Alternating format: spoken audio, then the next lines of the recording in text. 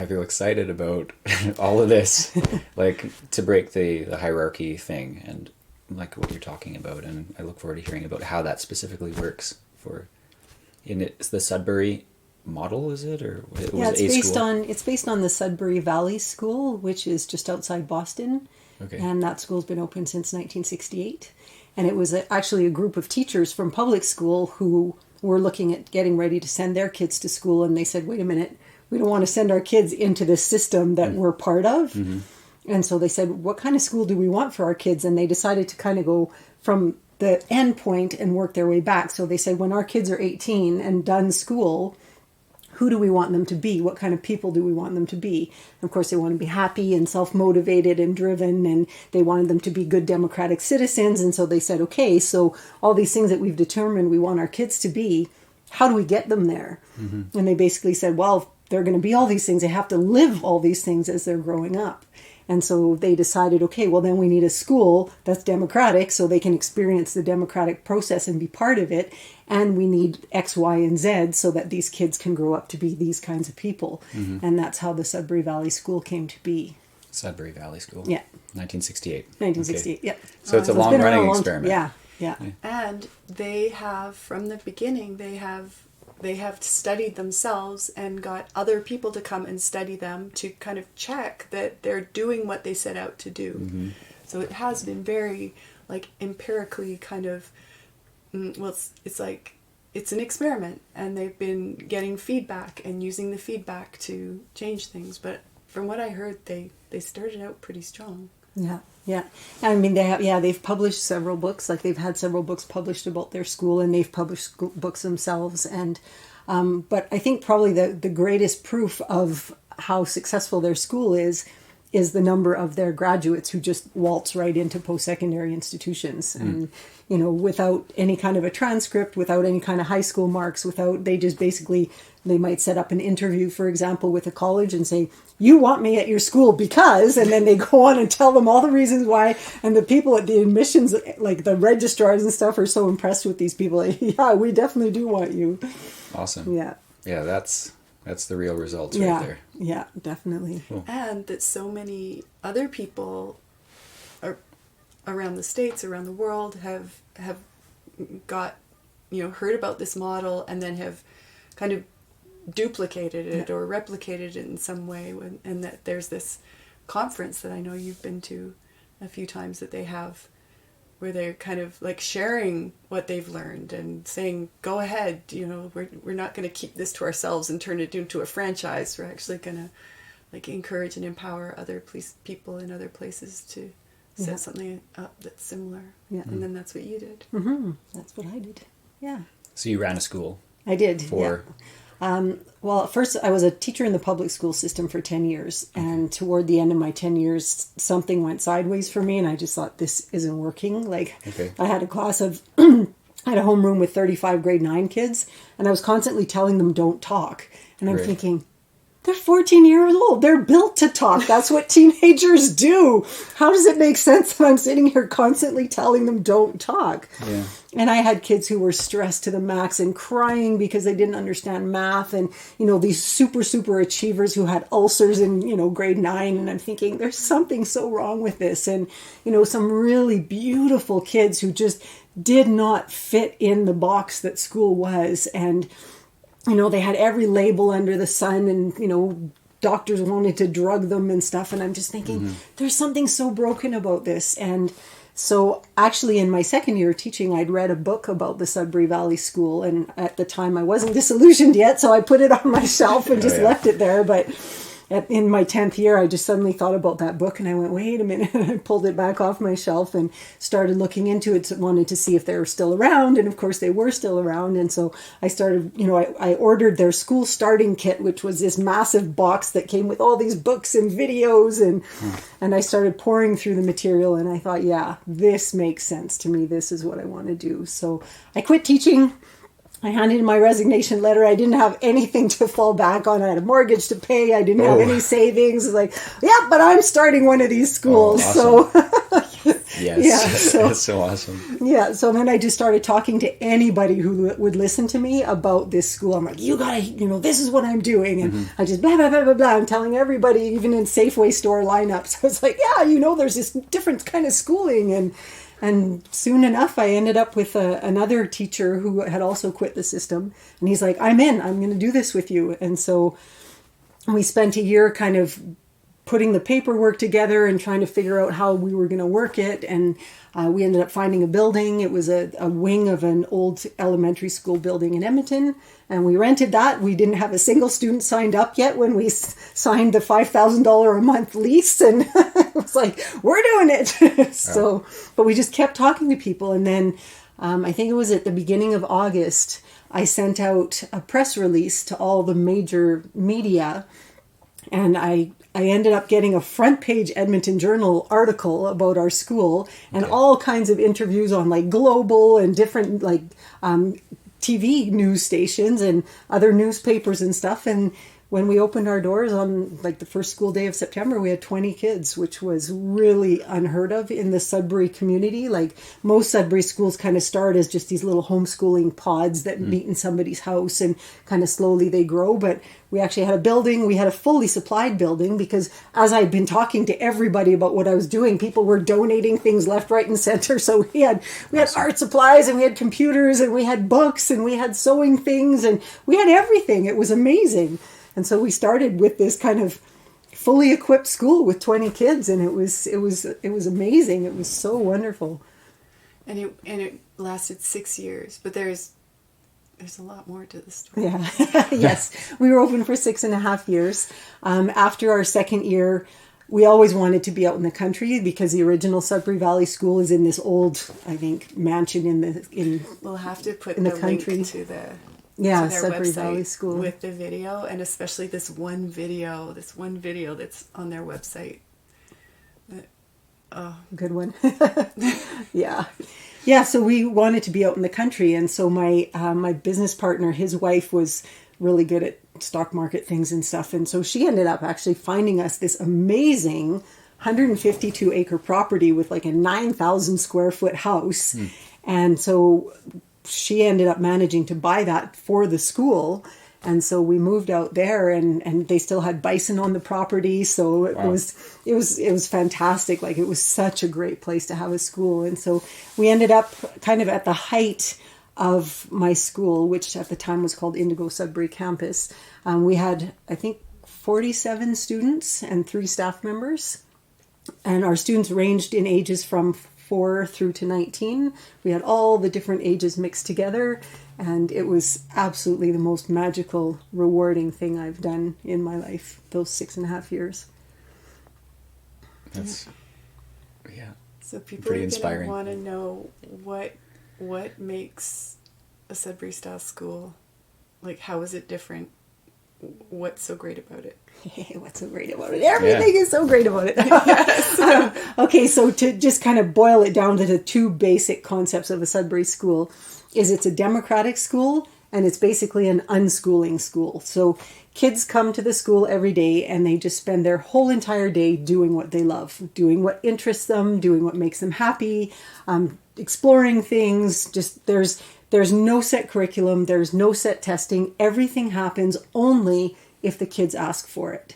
So that's the unschooling part of it. And then the democratic part of it, which is also super cool, is every student has an equal vote in the school. And so once a week there's something called a school meeting, and that's where everybody gathers who wants to participate, and they talk about whatever needs to be talked about. It can be how we're spending the money in the school. It can be, if there's somebody who wants to volunteer at the school, there's a whole process for that. It could be about making some kind of a new rule for the school, or kind of solidifying something, because in my school we actually were very different from other Sudbury schools because we just kind of had one umbrella rule. So our one umbrella rule was be respectful, responsible, and reasonable. And that was it.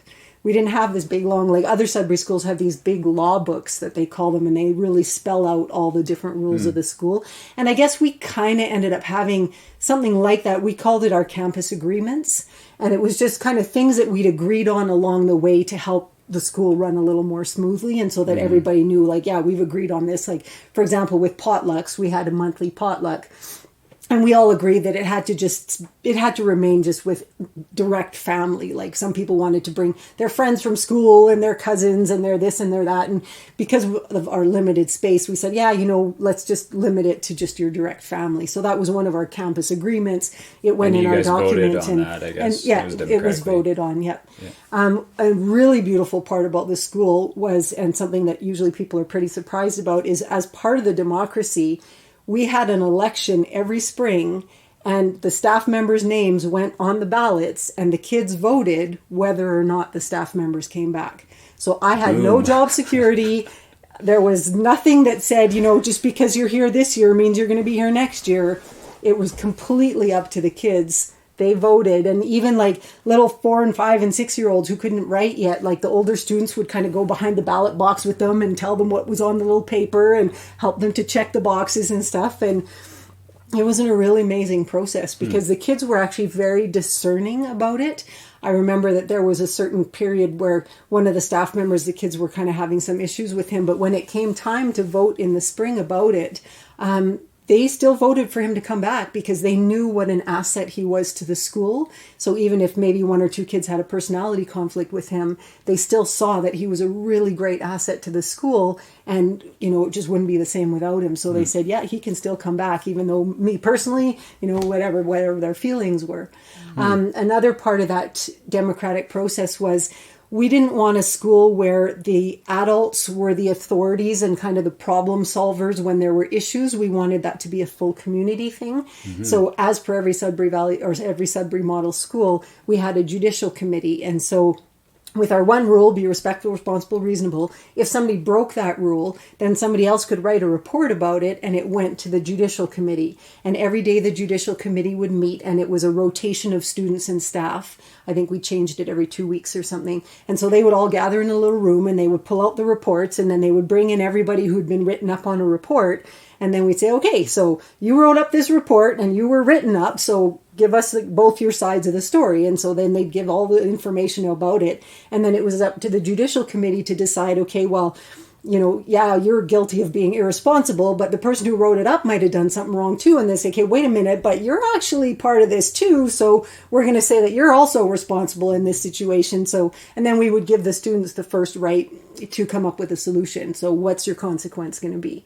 And I remember we had this one little boy who just could not manage to clean up after himself. He just left messes everywhere he went. And so finally, we were trying to come up with consequences for him, and he couldn't think of any, and the committee was having a hard time. And finally it's like, well, how about that you just can't go in the room where you left a mess? And so he started by losing the art room, and he couldn't go in the art room because he'd left a mess there.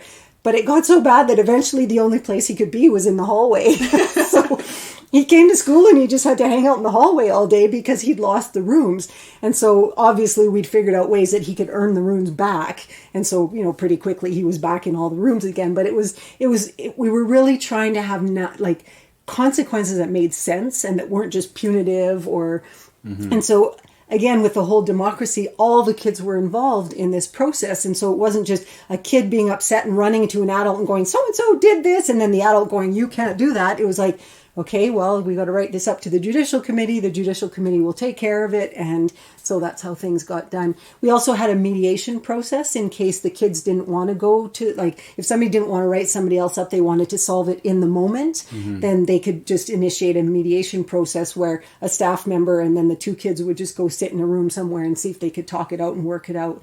But even then, there was a report written that went to the judicial committee to review, because we did have some students who were really manipulative, and they figured, oh, well, if we just do mediation, I'm not going to get in as much trouble as if we go to judicial committee. So then they would kind of get their way out of it in mediation, but then the judicial committee would look at it and go, okay, wait a minute, no, we need to review this and pull those people back in and deal with it a little bit more in depth. So But yeah, so there was a school meeting where the kids voted on everything. Everything was discussed. We ran it using Robert's Rules of Order, so it was very structured. And they had to make motions, second motions. There was a chair. It was a fantastic process. And, kids learned to public speak. They learned to, stand up and voice their opinions. It was some kids who came in super shy and didn't want to do anything. By the time they left the school, blah, blah, and this is what I think about this. And it was really, really great. Awesome. So yeah, we had the school meeting, we had the judicial committee, and then there was just kind of the whole unschooling part of it that was super magical.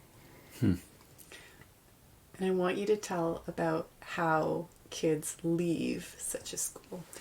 Okay, so there's something called the thesis defense, and we kind of changed it a little bit at our school because we had a really brilliant young man who was like, so basically the thesis defense is if students want to graduate from the school, because it's not officially a school the way other schools are with a diploma. So what they do is they write a thesis, and in the thesis they're basically saying, I'm a reasonable, responsible adult, and these are my plans as I go out into the greater world. And then what happens is this thesis gets copied and sent to all the different students, staff, and even the parents are included in this. They get to read the thesis statement as well. And then there's something called a thesis defense. So it's a, kind of a big deal. There's this evening that's set up and everybody comes and, the students that are defending their thesis come, and then they have to stand at the front of the room and anybody in the audience can ask them questions about their thesis. And they have to answer them. And then at the end of the night, everybody who's present votes on whether or not they agree that this person, should graduate and get their certificate or diploma from the school. So as I was saying, we had this one student who was going to embark on this thesis process, but he's like, I don't see why we're calling it a thesis defense. He goes, I've got nothing to defend. I'm just sharing with you where I'm at and what I'm doing. And if you don't like it, whatever, but I'm not defending anything. And so we're like, yeah, good point. So, nice. Yeah, so we ended up changing it. We called it a thesis deepening instead of a thesis defense. Nice. And so it was just a way for people to ask questions and get more information and go a little more in depth in terms of what the kids wrote. So yeah, so that was the process by which they kind of officially graduated from the school. I like this about the not defending, but rather just sharing where I'm at and open to feedback without kind of the againstness or something. I mean, that's how I take the word defense. It's kind of like I have to have my position and I have to win about it almost. Yeah. That's kind of the flavor in it for me. But yeah, the deepening, I like that. Yeah. Collaborative. Yeah. Beautiful. Yeah. And so students moving out from the school could choose whether they wanted to have a certificate and go that route and do the thesis deepening. Yeah, or they could just leave. They could just leave. Yeah, they could just leave. We had some students who just left. They didn't want to do that. And we had others who were like, yes, I want to get my diploma. So it was a really nice process. Yeah. So I'm curious about how it works day to day. Was there like a morning meeting or something and then people talk about, or they just come and show up and it's like they check in with themselves about what I want to do today? How does it work? Yeah. I think it probably varies a little bit from school to school, but at our school, the kids would come in, they would just have to sign in. So we had that the kids had to have, I think, 25 hours per week. They had to be at the school, if I remember right. Sorry, it's been a while. So they had to have at least 5 hours per day. Or kind of an average. So, but if the kids wanted to get all of their 25 hours in 4 days and have a long weekend, they could do that too. So what we did is when they would come in the morning, we had a sign-up sheet. So they just signed in so that we knew who was in the building and who wasn't. And then at the end of the day, they had to sign out. And that way we could check their hours and make sure they were there as long as they needed to be. And so basically they would come in the morning and they would just go do whatever. So if they wanted to go play video games, or if they wanted to go just find their friends and hang with their friends, or I mean, we had teenagers and they would just come in and all sit down on the couches and spend most of their days just talking on the couches. And yeah, like but I remember at one point we tracked we tracked their conversations just to kind of see what kind of topics they were covering. And in one of our newsletters, we had it actually all alphabetized. And I mean, it was from astronomy down to like quantum physics to psychology, like you name it, they covered it in conversation.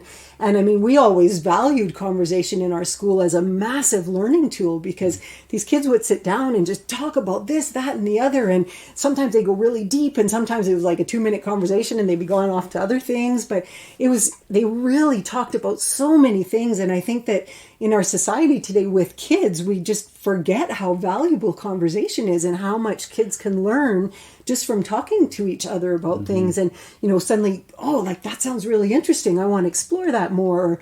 And like I remember, this is not a conversation piece, but in terms of kids being exposed to things, at one point we had 5 and 7-year-old girls and they decided to go outside for a walk in the wintertime and they found a dead hare. And they thought, well, that's pretty cool. So they brought it inside and they let it defrost and then they dissected it with one of the staff members. And of course, news travels really quickly in the school. So all the other kids, oh, there's a dissection in the kitchen. So everybody comes running. And then the kids who were interested stayed and the kids who were grossed out or weren't interested, they left. And so it was just these really spontaneous learning experiences that happened.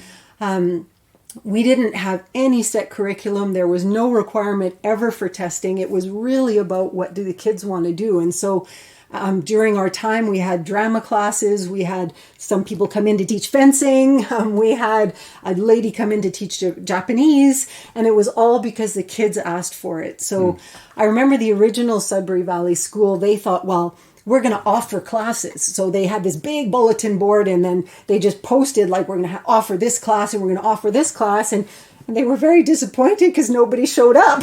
So like, okay, well, I've got this great class plan, but nobody's here. And then they realized that unless the kids initiate it, unless it comes from them, it's not going to happen. It's not going to work.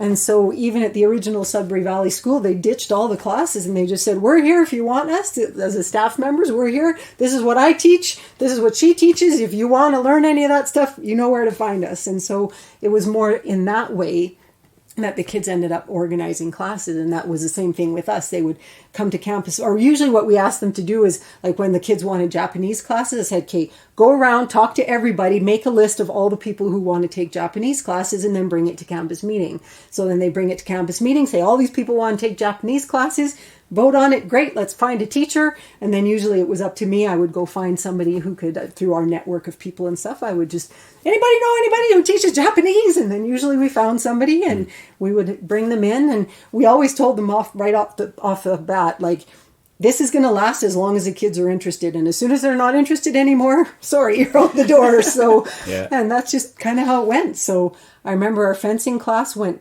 probably for about a month. And then the kids were like, oh, this is such hard work. And that was the end of that. But drama went a little bit longer, I think. And Japanese, it started with like 15 kids and it kind of petered down to about 5. And that was okay. You know, it was just the way it went. And that's, we just supported everything that they wanted to learn. Yeah. It's so interesting to hear about because it's so opposite from the school I went to where it was like all about force and structure. Basically, this is what's going on and you got to show up and there's all these. So it's neat to hear about that the students, well, the beings came out of the school empowered to live good lives by the sound of it. Yeah. And it's like so out of the box. I want to like hear more and like comprehend and be with how it happened. Do you have any more like noteworthy things or experiments that happened that really were telling or maybe broke your frame around the old way versus the new way? Well, one of my favorite parts of the school was the whole age mixing thing, because of course in regular school, the kids are segregated by age. You got your grade 1s, grade 2, grades 3s, and the grade 6s don't think the grade 1s are cool. And, you know, the grade 1s look up to the grade 6s and it's just this segregation. And in our school, everybody just mixed together. And I remember this beautiful, beautiful moment that we had this in our first and second year, we had this really burly, big teenager guy, kind of the mohawk and the nasty t-shirts with like the heavy metal bands and the blood and gore and stuff. And he was just this big, tough dude. And he was 16, I think, at the time. And we had this little girl who was 8 and her name was Anne-Marie. And she just loved this big burly guy named Dylan. She just loved him. She thought he was the greatest thing. And he was just constantly like, oh my God, would you leave me alone? And one day Dylan was already at school and Anne-Marie arrived at school and Dylan was coming down the hallway and Anne-Marie saw him and her eyes just lit up and she's like, Dylan! And she went running at him and I just thought, oh man, instead he opened his arms, she jumped up on him and he picked her up and he went walking off with her into one of the rooms and I just thought, That is so beautiful. Like that is just so great. And I remember one of our first campus meeting chair girls, she was also about 14, 15. And she's like, one of my best friends is a 6-year-old. It was so awesome. cute. Yeah. And I mean, as far as like learning things, I mean, we had a kid, he was 12 or 13 when he came to us, and he was brilliant with computers, but he had failed computers in school because he didn't want to just do the stuff in school that they were telling him to do, right? So when he came to our school and he could actually let loose with computers, it was no time before he was hiring himself out at $25 an hour at age 13, networking people's offices, building computers for people, fixing computers. Like, it was fantastic. He set up our whole entire computer room. We had this, like in our school, because it was a former house, they had a swimming pool area, but they covered over the pool. And so we just had rows of desks with all the computers on them. And so all the kids would be in this room. And then because it had a super tall ceiling, we put our trampoline in there. So at one end, we had this magnificent spring-free trampoline. And then all the way the rest of the room, we had all the computers. And the kids would sit at these desks and play computers. And because it was like, I don't know, it was World of Warcraft. I can't remember all the games they played. But a lot of it was like kind of team stuff where they were hooked together through the internet. And they were kind of on teams. And they had alliances going. And they were constantly discussing and strategizing. And all this stuff that was going on that just, I mean, people who are all freaked out about video games is like, oh my God, they're playing video games all day. But when you go in there and hear their conversations and they're talking about economics and marketing and buying and selling goods and all this stuff that's happening in their games, it's like, wow. And I remember we had one boy, he came to us, I think in grade 6, and he'd had a real struggle in school. He was labeled ADD and just real kind of a social outcast and stuff. And literally for his first 2 years with us, he played video games every day. And his mom was thrilled. And we're like, why are you so happy? Most people aren't really happy about that. And she said, my son, for the first time, is a social being. He is interacting with everybody. He's got friends. He's fully involved. And what was neat was that after a while, he kind of gravitated away from the video games and got more into mechanics and wanted to learn about welding and stuff. So it's not like he just kind of got glued on computers forever. His interest, and we saw that with all the kids. I mean, they had free reign with these computers, and yet they tended to stay somewhat balanced. Like some kids were just diehard kind of techies, like that one young man who was, so good. He was on computers a lot. But if there was something interesting going on somewhere else in the school, the computer room would empty. And the kids would all just want to go find out what's going on over there. Yeah, and I remember one girl who, she couldn't spell to save her life because she didn't like to read. But when she came to our school, she started reading those Japanese manga books where you start at the back and come all the way to the front. And it's mostly like, graphics and stuff. And her mom was like, my daughter's spelling has improved so much. And it's like, that's probably because she started reading, because she doesn't have to read books she's not interested in. She can actually read these lovely manga books that she really enjoys. And I remember, too, that after her first month in school, she came to me and said, Nicolette, I'm so excited. I lost 10 pounds. And I'm like, you lost 10 pounds. And it was just from running around outside and playing on the hay bales and, just being active rather than sitting in a desk all day. Yeah. And we found that with the kids. They were so active and running around outside. And we had this one boy who was in school, and his mom came to us and she's like, you've got to save my kids. They're going to end up in jail. Like, they were so unhappy in school. They were in like behavior classes and they were constantly being suspended, and they were so angry, just angry to the core. And so we said, no problem, your kids can come to our school. We welcome everybody. And they were a bit of a handful, but we worked with them and they ended up being just stellar human beings. And the one guy, the younger brother, he just had so much energy.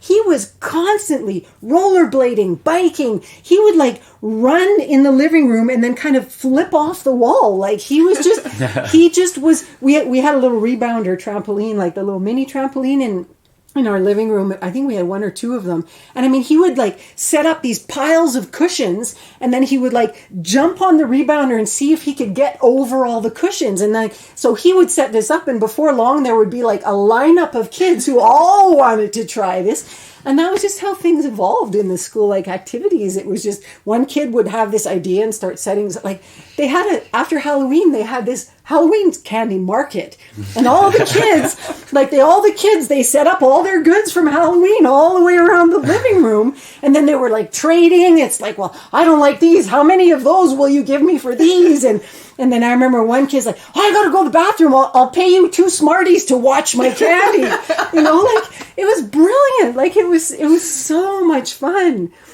And then there were kids who kind of wanted to set up businesses. I remember one kid wanted to bring a pop machine into the school. And this was a really interesting thing because, so he wanted to install this pop machine. It's like, okay, well, if you're going to install this pop machine, you're going to have to pay the school rent because you're using electricity, you're using space. He's like, okay, so we'll have to figure that out. So this was all done at campus meeting, of course. So the whole group of people where everybody votes on stuff. And one of the staff members were like, well, I've got this concern because pop is not really good for you. And so we ended up having this massive discussion about pop and about water and about juice and in the end, the motion that was brought forward was this kid could have his pop machine in the school, but only if he made sure always to have a slot for water and always to have a slot for juice, and the rest could be pop. And so, and the kids voted on that, so it wasn't just like, oh yeah, high sugar, let's have all the pop. It was like, okay, well, the kids heard the staff members' concerns, and then we kind of, hummed and hawed and back and forth, and yeah, and then they made their decision, and we had kids who had little bake sales in the kitchen. So I remember this one girl one time, she was baking brownies, and another little boy came by and dipped his finger in the batter. He's like, and she's like, hey, you're stealing my profits. It's like, just little things like that were just so priceless. Yeah. I love hearing about the juice and water example, and that it just lands for me the value of like non-hierarchical collaborative decision making without any expectations that because someone's young that they should be in a certain position. Because for me, I know I really have a strong desire for autonomy, or it's like a thing for me. So if people are working on power with me, that really works. But if someone's telling me what to do, it's really hard for me and it doesn't work. Yeah. But just to hear about that example and how it ended up, the pop machine had all three. It had pop and water and juice in it, but that it's actually working and that their solutions are coming about. Yeah. So yeah, I love hearing about that. Yeah. So we're talking about this in March of 22. And I think this is going to be interesting for a lot of people out there, and we've been mentioning to each other and watching how the world's changed during COVID times, and how then schools went on to Zoom and back and forth, and a lot of parents started being like, okay, I want something different for my kids. And I know that, I know of some people in the Calgary area and people all around the world really who started doing some kind of form of alternate schooling. And you work now as a homeschool facilitator. And so, I think this is going into some interesting territory. Like, we break out into interesting territory from what happened in your experiences. I had experience as a day home operator. So it was younger kids who were coming before or after school, except for the littlest ones who were home during the day. So I've seen this, how it can go when kids of different ages have a space, and there's stuff in the space, and there's someone, guardian of the space and guardian of the mediator for the conflict, and the magic that can happen.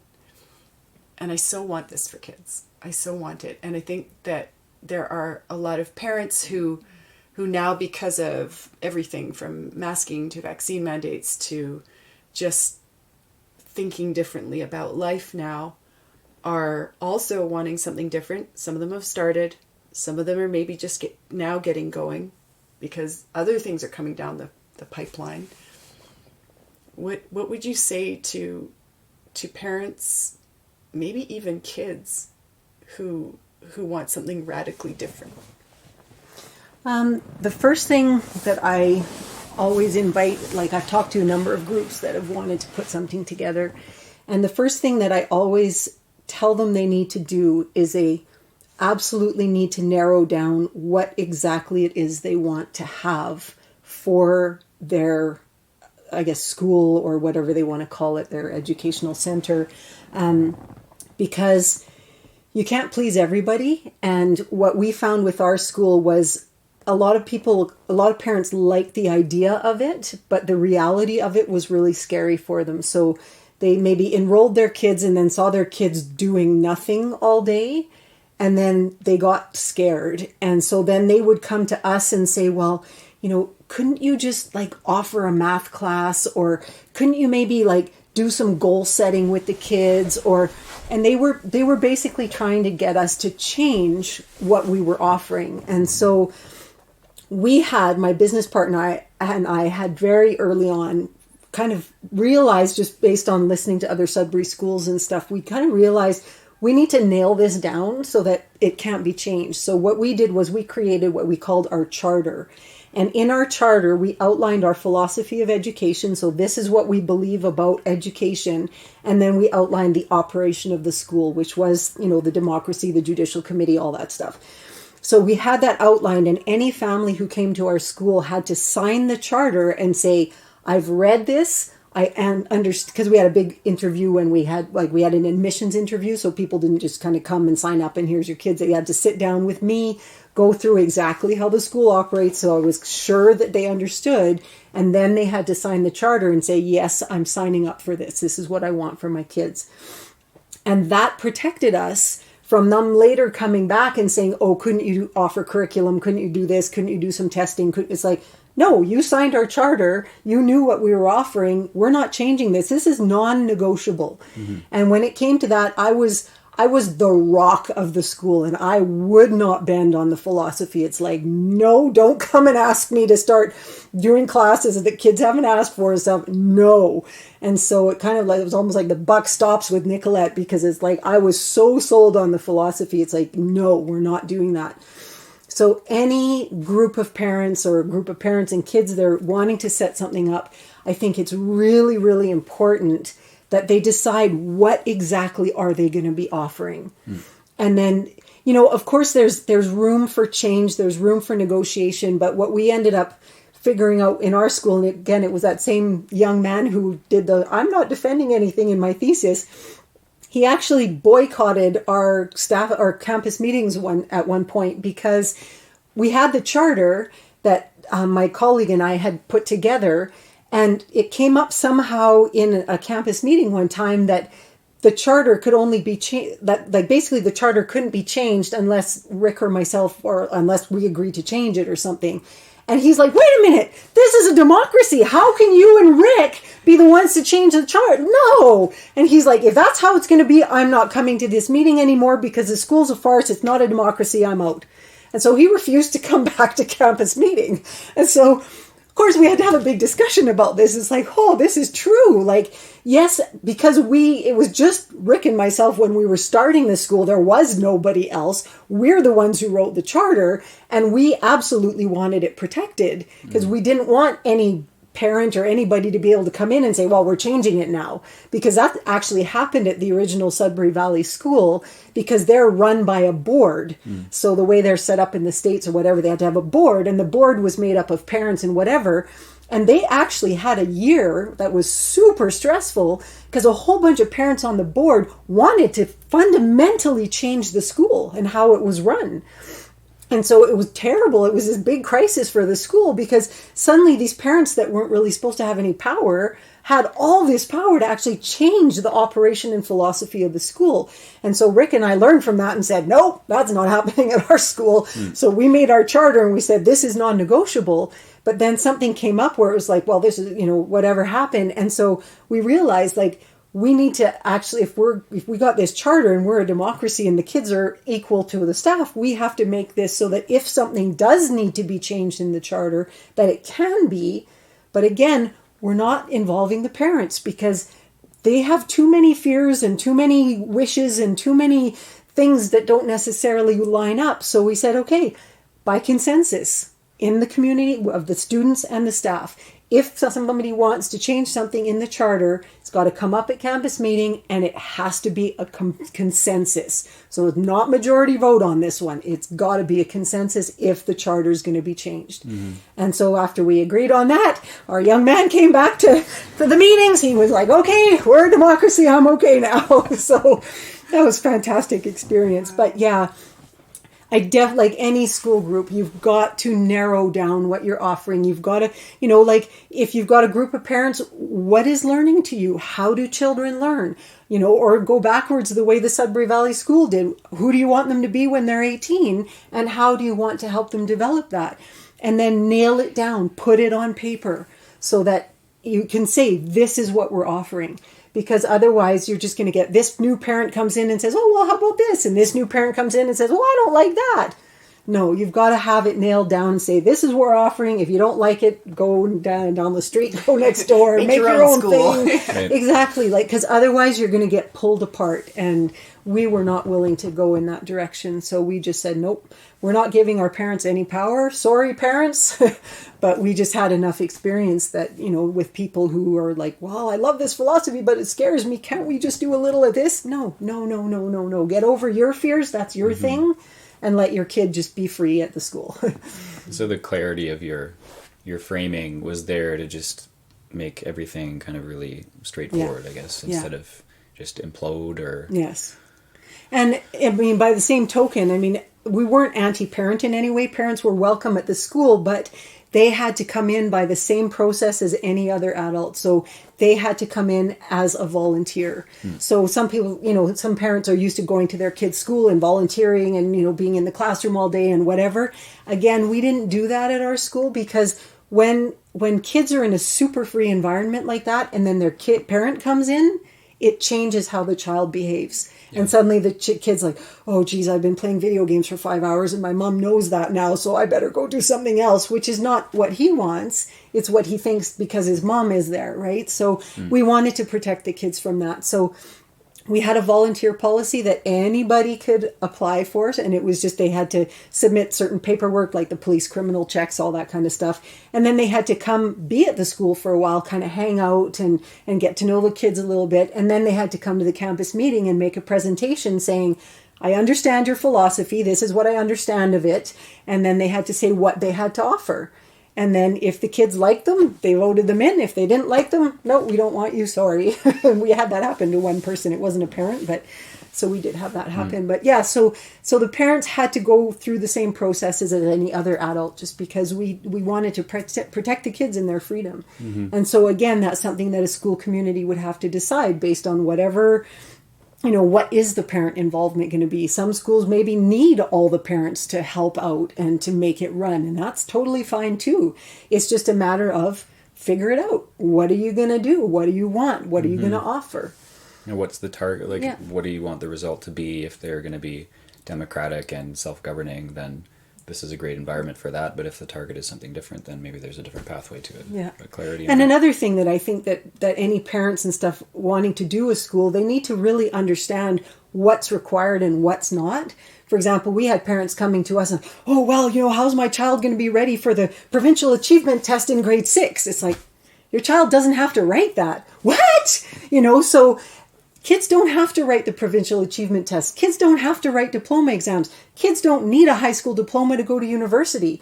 Parents need to educate themselves on these things so that they actually know what the rules are. And so they're not trying to set something up thinking that the kids have to do something that they totally don't have to do. So we spent quite a bit of time in our preparation year, especially on the post-secondary thing. Like, okay, so how are we going to get these kids into post-secondary? We're not in the States where the Sudbury Valley has kind of created all these inroads with universities because all their fantastic graduates have gone there. And you found a pretty cool way, hey, here in Alberta. Anyway. We did find a fantastic way. There's the University of Athabasca, and their only entrance requirement is that a student has to be 16. They don't need any previous marks. They don't need anything. all they have to do is turn 16. And as soon as they're 16, they can start taking online classes. And whatever, like usually we recommend things like English 255, which is a basic English class. And then those courses are transferable to other universities. So then they start online with Athabasca University. And then if they want to go to any other institution, they just take those courses, transfer them over, and get into other universities that way. So like I've told so many high school students, like, ditch high school, get out of there and just start taking Athabasca University when you're 16. So that way, while all your friends are still busy getting a high school diploma, you're working on a university degree. You can save yourself 2 years of your life. Oh. But how many people know this? Very, very, very few. Yeah. I mean, all the high schools would empty out if you told the kids this, right? So the government would like lose all their students. It would be a disaster, right? So we're not going to tell the kids they don't need a high school diploma because that's what everybody thinks, right? Well, got to have a high school diploma. No, you don't. Mm-hmm. So yeah, that was brilliant when we found that one out. That's awesome. Yeah. That'll be good news maybe to some people listening to this. Yeah. Yes. Yeah. Yeah. Well, I actually posted it on Facebook at one point when I came back to homeschool facilitating. I just put it on one of the homeschool groups and I said, like, are you aware, all these homeschooling parents, are you aware of this? And I was really surprised by the number of homeschooling parents who were not aware of it. And what really disappointed me in that is that their facilitators should be telling them that. But unfortunately, money talks even with a lot of homeschooling boards. And so homeschooling boards get a lot more money when kids do provincial curriculum, especially at the high school level. So a lot of the homeschool boards are driven to push those kids into high school courses because then they get more money. So that's one of the reasons I posted on there, because I know that, and I would rather that the kids save 2 years of their life and go to Athabasca University than get their homeschooling board more money by doing the curriculum courses. Mm-hmm. Thanks for doing that.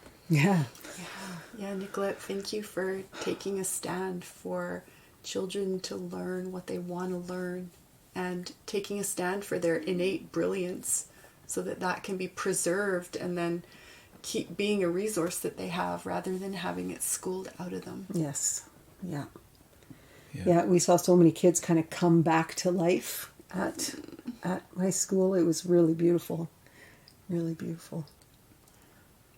Well, I sure do hope that more kids around the world can come back to life, especially now when we need their brilliance and their genius. And yeah, thank you for telling us about this again. I love hearing about it again. And I know that you've told me over the years, anytime I wanted to get going with setting up something that you've already sent me all your documentation. I still have it in my computer so I could use it anytime. And that you just are really gung-ho about people like Sudbury Valley School, like, take this, run with it, ask me any questions. Yeah. Yeah. And definitely, like, when people if they want to set something up, the easiest way to do it is just have all the students sign up as homeschoolers and then just attend whatever center you have. I mean, you can go through the process of being a private school, a charter school, whatever. There are so many hoops to jump through. Just sign your kids up as homeschoolers and run with that. Yeah. But of course, you have to make sure you have a board that's going to be user-friendly and that's going to support whatever kind of school mode you decide to have. So that's another thing to look into. Yeah, but yeah, as far as any school groups, I mean, if anybody's interested in a Sudbury model school, obviously I can speak to unschooling from here to the moon as well. But if anybody's interested in a Sudbury model school, I still have all my documents. I'm willing to share them with anybody, and Amazing. I'm willing to answer any questions. I'm willing to be a resource, whatever. Yeah. Rock on. I'm glad to hear that. Yeah. Thanks for your service in the world. Yeah. Beautiful. Yeah. Cool. Yeah, I love that too. So they can just register as homeschooling students and then just go somewhere and do what they want to do. Mm-hmm. Okay, amazing. And their friends. Yeah. Yeah. Yeah. Beauty. Yeah. But again, I mean, they're like that was one of the problems that we ran into was in our first 2 years, we just told our parents, sign up with a homeschooling board. So we had parents with this board and that board and that board and that board. And the problem we ran into was that some families had great facilitators who totally supported their kids being at our school, and other families were with facilitators who were trying to shove curriculum down the kids' throats and threatening the parents, well, your kid's just going to be a burger flipper when he grows older. And it was just like, what? And so I think in our third year, we actually went shopping as a school for a board. And we said, we want one board that all of our kids can sign up with. And we need that board to fully understand and support what we're doing. And so we ended up aligning with Education Unlimited. And they're an unschooling board. They don't offer any curriculum at all. And because I'm a certified teacher, they hired me to be the facilitator for all of the students in our school. So it worked out really, really beautifully. So that's definitely another thing, that if parents are going to go the route of homeschooling boards, they definitely need to make sure that their families are aligning with boards that are going to fully support whatever it is that they're doing. Yeah. Wow. Is there any last things you want to add?